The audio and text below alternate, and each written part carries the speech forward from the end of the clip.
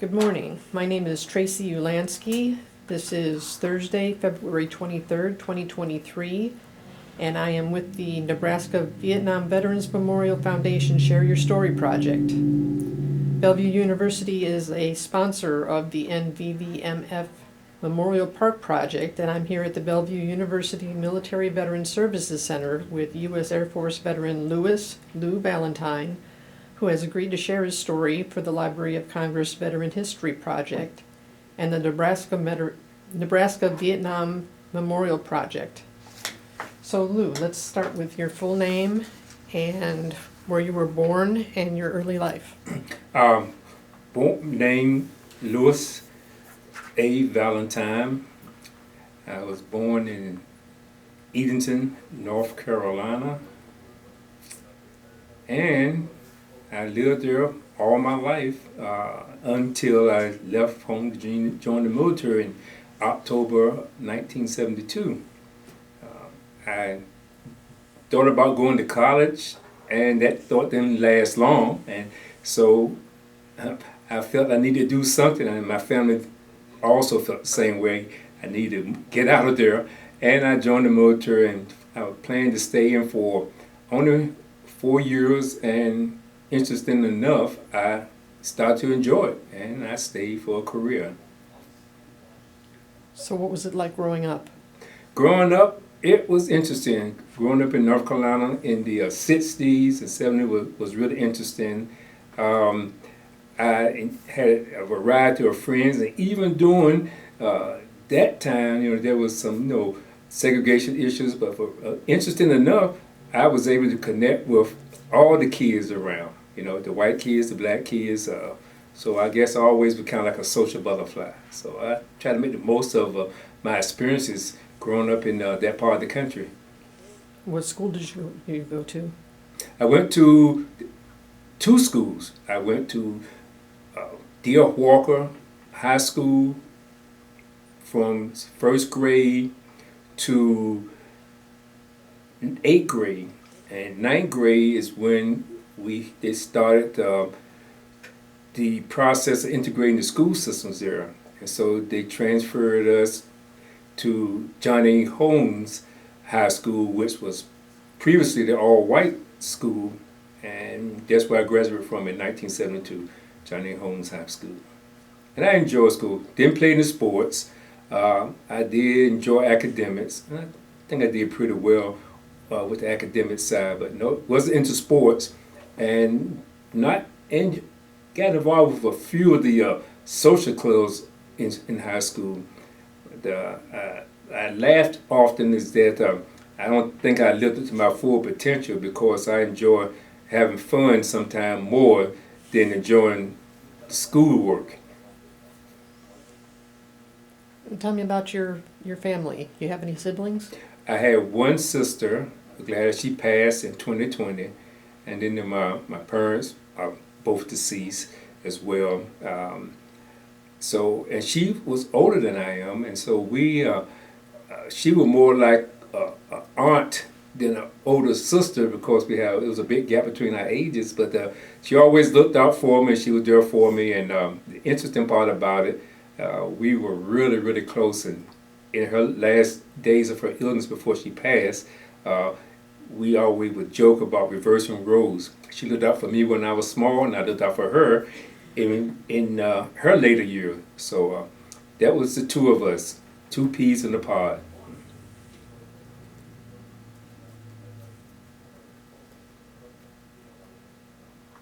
And what did your parents do for occupations? Well, my mother was a beautician. My father was a barber. He also ran a cafe adjacent to his barbershop, and so I think that's probably where I get some of my social skills from, because I was always around lots of people, and I wasn't a shy kid. No. Not at all? Not at all. You got in the thick of it. Kind of thick of it. And it worked out for me pretty good later on in life when I joined the military, left home. So and as I said earlier, it was easy for me to fit in with all the kids around town. So it worked out pretty good for me in that sense. So your family was very supportive of you joining the military. Well, put it this way, they were supportive of me getting out of the house. Well, And the military was the way, so, and I'm glad I did. I'm glad I did. They didn't have any opposition to me joining, but yeah, they thought it was a good move for me.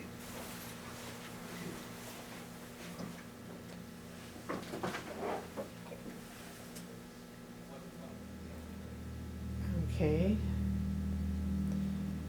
Now you were enlisted for 12 years first, and you were Yes. stationed at 9 different places. What was it like moving around all that time? Loved every minute of it. Loved every minute of it. I was at Seymour Johnson Air Force Base in North Carolina, which was about 100 miles from where I lived in my first assignment, which that was pretty cool because on the weekends I could easily go home and visit family and friends. Then I got kind of bored and realized I said, well, I want to see more of what's going on around the country and the world. So a friend of mine at the time, who was also in the military, said, well, the best way to get off your current assignment and see some of the world is to go with the personnel and put in a worldwide volunteer statement. I said, okay. At the time, it seemed like a good idea, but later on, I thought I almost regretted that because when I put in for that tour of duty to get out of the particular base where I was at, they sent me to Southeast Asia. And I didn't think about that. That was kind of when things were going on with the Vietnam War, so I ended up in Thailand in a support unit. But then I look back on it, that was one of the best assignments that I had in the sense of being involved with what was going on in the world at that time. What did you do in Thailand? Well, I did a couple of different things. I was an administrative assistant, and when I thought that, well, this is not too dangerous, and, I can handle this, once I got settled in. However, what happened was, it was at the height of the Vietnam era, and they was needing more people there on the base in terms of the mission to go out and work security. So a bunch of us were voluntold, as they say in the military, to go out and support the security forces, known as the security police at that time. And I ended up being an alderman for a few months, and let me tell you, that was interesting because I found myself, walking the flight lines with M16, being in bunkers and guard towers, and then I realized, I said, well, this is not cut out to be all that it seemed. And but it was an experience. I had a few instances where I felt like, man, am I going to make it through this? Particularly in the guard towers, we're looking over the rice paddies and seeing lights move around out there and not knowing what it was, if it was the farmers or if it was insurgents. So that was an interesting experience. So those are two things I did when I was in Southeast Asia: administration and security forces, alderman. Okay. What did you do at some of your other bases? Well, I was primarily administration, and so I always had some job in administration throughout my time in the military. Some of the highlights, though, were when I was at Andrews Air Force Base. I was working in contract maintenance as a administrative support guy, but then they had me doing all kinds of interesting jobs.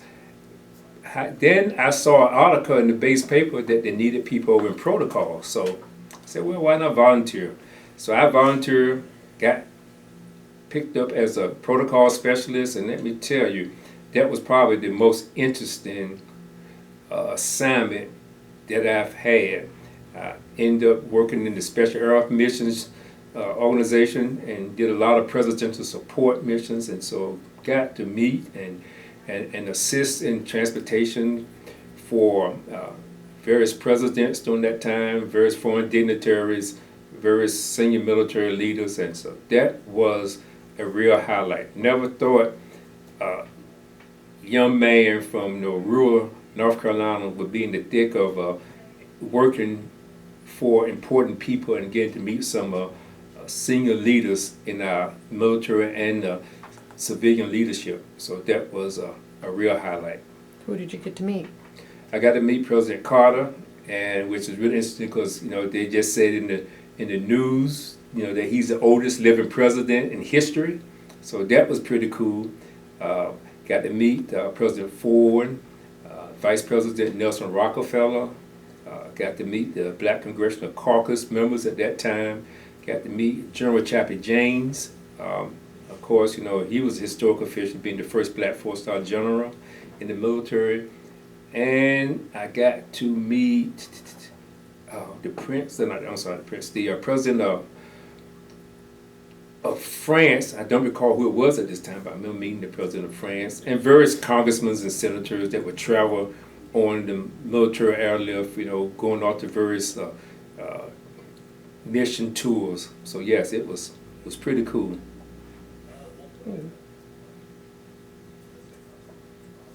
What about Spain? Tell me about that assignment. Now, Spain was the pivotal point in my military career. I was assigned there as getting in administration. I worked with a fighter unit doing administrative support. And that is where I applied for officer training school and had great support from my leadership there. And so I ended up applying, picking up a commission. And from there, you know, that's when life changed in so many interesting ways. It went from technical sergeant to a second lieutenant. And boy, then my life was really off to a whirlwind in opportunities and challenges. What made you decide to get your commission? Well, there was I had, going back to school, as I mentioned earlier, I didn't go to college. I wasn't interested in college when I left high school. However, when I joined the military, I got interested in all-through education. Once I started, it seemed like it became addictive.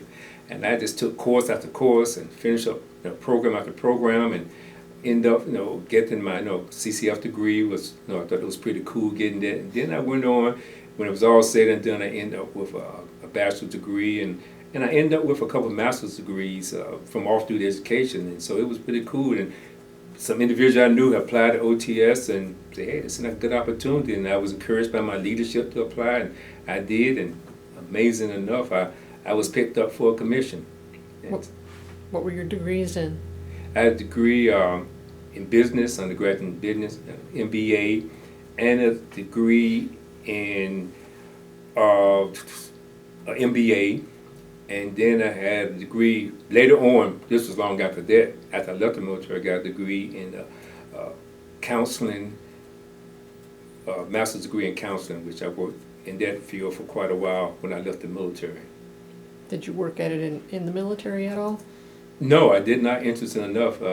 Never did. And it's an interesting short story is that there was an individual who worked for me when after I got a commission, and I was working in the squadron section commander there, and the individual having some personal issues, and so we sat down and we talked, and they said, oh, thank you for helping me.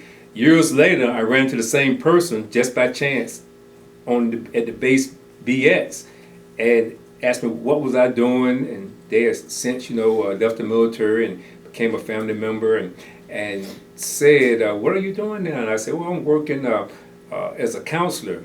And they looked at me and smiled and said, oh, I'm not surprised, because when you were helping me with some of the life issues I was having, I knew that. I said, boy, he would probably make a pretty good counselor one day. So that was kind of interesting for that to come back to me in a pretty positive and encouraging way.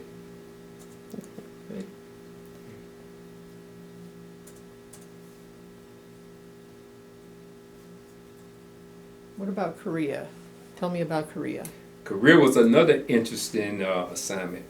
I went to Korea, again, in administration. I ended up working in the intelligence unit, and so I worked in a skiff, and there it was pretty interesting. Got to see and experience some various things in the intelligence world, and I changed jobs a couple of times within that organization, which was cool. That's the thing I liked about the administrative field. You always didn't have to do the same thing twice. For each base you go to, you could potentially do something totally different. So I like that adventure of change and new opportunities. When I was working in the Intel unit, I ended up getting chosen to work as a economic political analyst. And I worked for this, it was just a two-person shop. I worked for this lieutenant colonel. And he became my mentor in a lot of ways. It was interesting, the time I was there is during the period of time when South Korean President Park was assassinated. And And for those who follow military history, you know there was a time when a lot of people thought that North and South Korea would clash again. However, that didn't happen, thankfully. But it was interesting in going through some of those experiences, working with various people from the intelligent world, even some from the embassy and there locally, working with the South Korean military and government. So that was a really unique opportunity, and I thoroughly enjoyed working there. Okay. You also served during the time of Desert Storm and Desert Shield. Yes. How were you involved in that? Well, by that time I had acquired a commission, and I worked as a group commander exec officer there. And again, that was like, wow, great opportunities working with senior leaders, working with the Saudi government, the Saudi military. It was really, really another unique opportunity. And probably one of the most interesting times there was one day we was in the control center, and we heard the loudspeaker, take cover, scud attack, and we just knew like, wow, this is it. And we all took cover, and the radars were flashing, and come to find out, fortunately, is that it was a false alarm. It wasn't the incoming missiles, but for a moment there, my heart was really up in my throat. So yes, another interesting opportunity to serve during that period of time. Did you ever sustain any injuries? Not direct combat related. I sustained a shoulder injury while doing some things around the base there, but never got anything as a result of direct combat.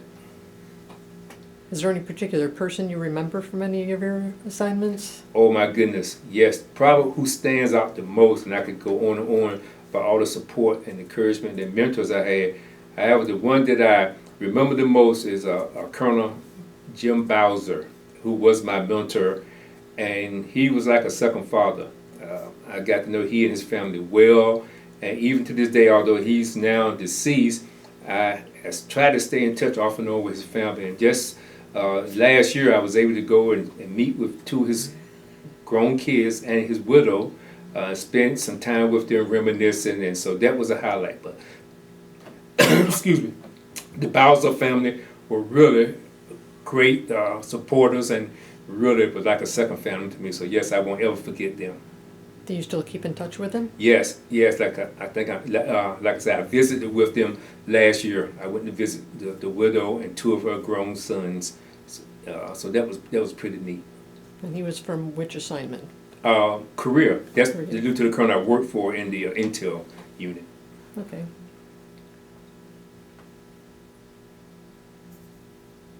What is your most vivid memory of all of your training? Probably officer training school was probably my most vivid memory. Tell me about that. Well, when I went to OTS, I had the opportunity to get into a unit that was, I did not know at the time, but had some interesting history behind it. One of the things I got to do is I had this thought in my mind. I said, you have to march in formation, and then at a certain point in your training, you get to march in groups of 4. But if you was on the officer training staff, you can walk around, march by yourself. So I said, interesting. Maybe I apply for one of those positions. So I went and applied, and the one that came to mind, interesting enough, was the officer trainee chaplain's assistant. So I applied for that position and was chosen, and man, was that really cool. Got to work with the chaplain staff, got to be kind of like unofficial, again, counselor to my fellow OT trainees. Again, this was before getting a degree in counseling, but like I said, I was not shy, never have been, and I enjoyed talking and interacting with people. And so that was great. One of the things that I was able to experience there is when, at the end of our time in training, of course, you have 2 commission ceremonies. You have a private one in your flight, and then you have the big one with the whole squadron. And that's when you get to throw your head up in the air and all that sort of thing. However, when we had our private commission ceremony, little did I know at the time that we thought it was going to be our OT officer, our flight instructor, who was, I think they all were captains at the time.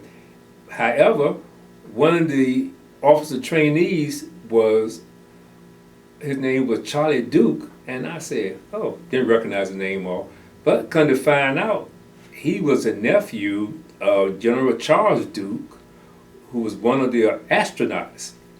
And so we got to be commissioned by General Duke, a well-known astronaut at the time. I didn't know anything about that until afterwards. I said, wow. And he invited the whole flight to his house, and his basement was decorated with all his memories as an astronaut. So we even got to see his moon rocks and memorabilia he had from his time as an astronaut. So that was probably the most memorable part of my training. You keep in touch with them either? Not lately. For a while I did, but I have not. So honestly, I do not know if he's still living or not at this point. But I have vivid memories of my interaction with General Duke and his family, and of course his nephew, who we were commissioned at the same time. Which time did you enjoy better, being enlisted or being an officer? Both. Both. It gave me a unique perspective from my time as enlisted when I became an officer that I don't think I would have had otherwise, having seen both sides of the fence, so to speak. And it really served me well to understand the truth, understand what they're going, understand when they were being sincere, understand when maybe not so sincere, and how to balance the two with the people in my organization. So yes, I think I could say equally well enjoy both of those opportunities to serve. Was there any particular experience that stands out in all the places that you've served? Well, I think I mentioned some with career protocol, my commission experience. Beyond those, I think probably one of the incident memory I have is that when I was working here at the military processing station, something that my mother had not experienced is seeing me as an officer, and she came out to visit at the time when I was leaving the military processing station to be assigned here at Offutt, and we were at my commander there at the MEP station gave me a going away luncheon, and everybody was there that I worked with, and to hear them share their thoughts about working with me and my mother being there present to hear some of those things and seeing, boy, I'm so proud of your son. And she had never seen that aspect of my work life as a young adult. So that's probably my most vivid and probably proudest moment of my military service in terms of my family. Okay. When did you know that it was time to leave the service?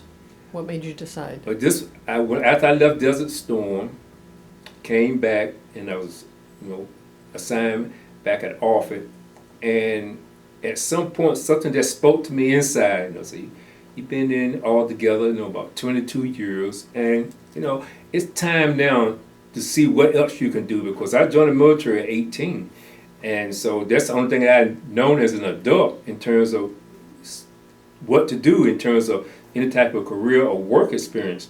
And so I figured, I'm still a pretty young man at that point, and I said, maybe see what else I can do. So at that time I knew it was my opportunity to transition to some other work experiences or some other life experiences.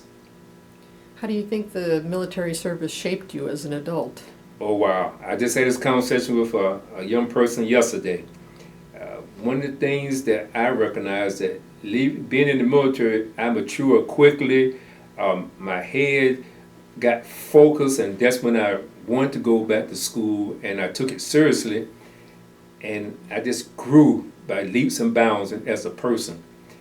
The conversation I had with your person yesterday, I said, well, one of the things I noticed when I left, before I joined the military, when I was a teenager, that my attitude, behaviors were one thing. Then I joined the military, they almost instantly became something else. And when I went back home to visit my friends, family, I felt kind of out of place because some of my friends had not matured to the point where I've had just by my virtue of my military experience and just coming through training. And this person I was speaking to yesterday said, yeah, I spent a couple years in the military, and you're exactly right. I had the same experience. So the military really helped propel me to the person I am today and the experiences I had after the military in terms of work and career opportunities. You said you kept in touch with one person. Were there any other people that you keep in touch with now? Oh yes, there's quite a few of them that I worked with particularly when I was enlisted. I worked with and met along the way, and there's a couple of military buddies now who one lives overseas and one lives in another state, and we would Zoom connect about once a month or so, and just reminisce and reflect. And I've really been out of touch with them for years, and we started that here in the early post-pandemic era, and enjoying it. And I have a friend here locally that we met in Korea, and we've been lifelong connected at the hip, just like family ever since then. So yes, there are a number of military buddies that I've met along the way that I'm still in touch with. And you're married, correct? Yes. Did you meet your wife while you were in the service? Yes, we met in the military. Where'd you meet? We met in Spain on that tour. Yeah. Was it a long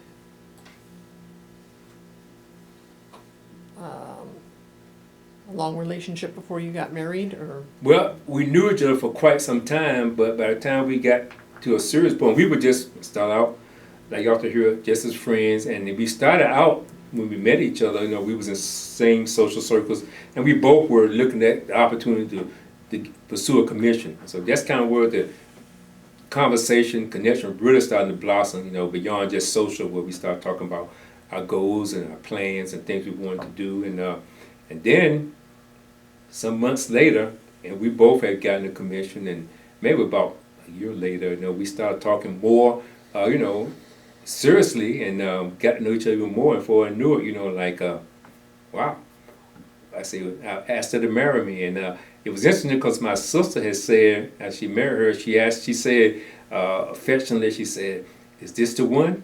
And I said, "I don't think so." And sure enough, her prediction came true. Yep, she was the one.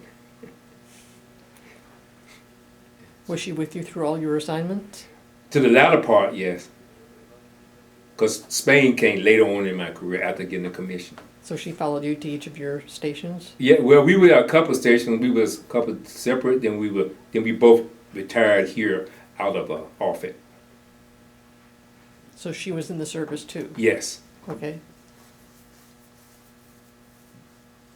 When did she leave the service? Was it around the time that you did? Yes, she did about a year after I did. I got a 94 and she got a 95.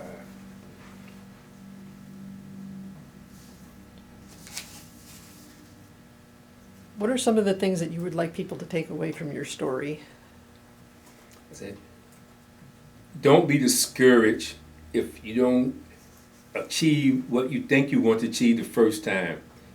Keep pursuing and pursuing and pursuing.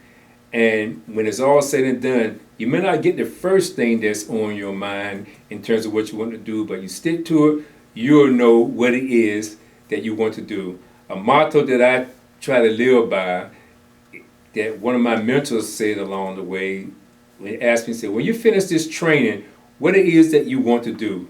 And this when I went back to school after leaving the military, and I said, well, I don't know.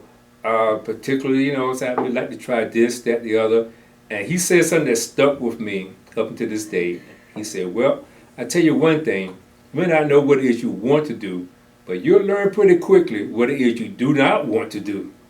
And that stuck with me, and I share that little motto with young people that I come in contact with when they're trying to pursue their goals and plans in life.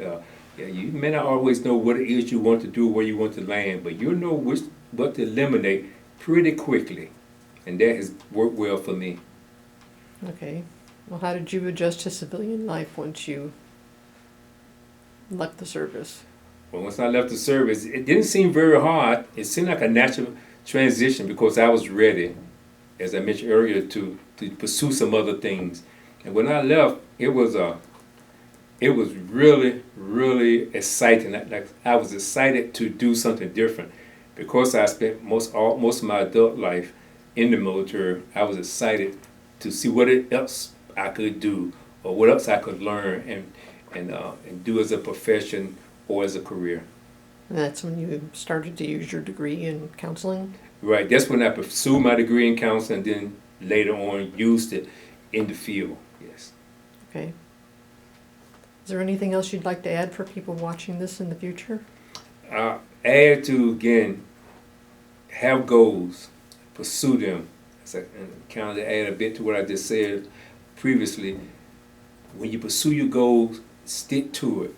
And once you find your niche and your calling, remember that a calling is not the same as a job. It's something that's going to stick with you the rest of your life.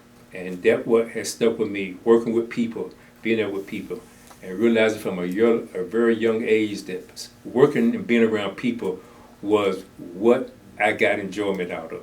So, yes, so I know I'm a people person, and I do it. Even today, some of my volunteer opportunities involve people. So, yes, pursue your goals, stick to it, and hang in there. Do you go to any reunions? Class reunions? Any military reunions? Well, no, I do not have a military reunion, and that's something that would be nice if I could, pull some of the people together.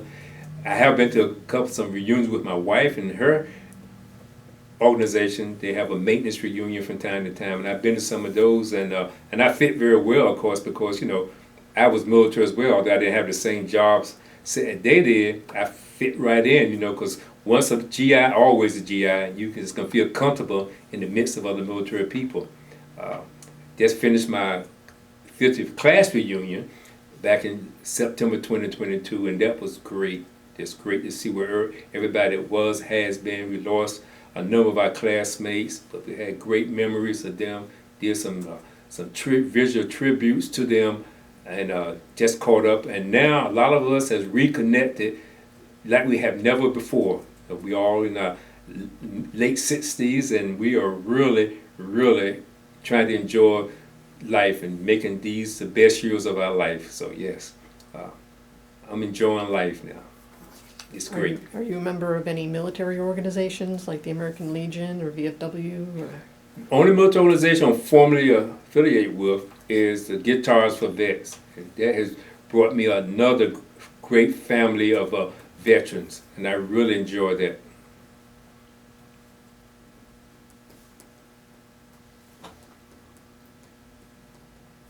Anything else you'd like to add? No, Tracy, I think that about covers it. My 22 years of active duty and my about almost 17 years of civil service. So as you can tell, you do the math, I spent all my adult life working with the government, and I have enjoyed it every step along the way. That's great. Well, thank you, Lou. Thank you for sharing your story with us today. Thank you for your service, and we appreciate you. Thank you, Tracy, for having me.